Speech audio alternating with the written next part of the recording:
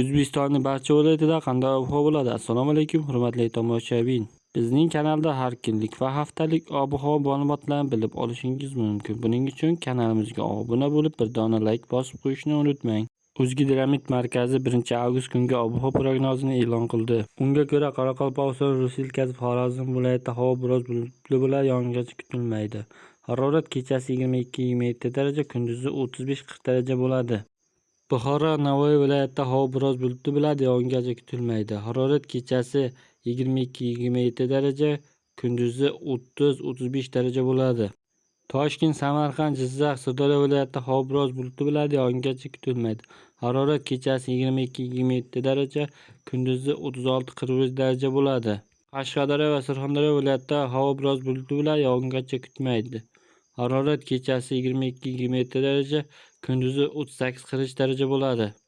Andijon, Namangan, Farg'ona viloyatida havo biroz bulutli bo'ladi, yog'ingarchilik kutilmaydi. Harorat kechasi 22-27 daraja, kunduzi 36-41 daraja bo'ladi.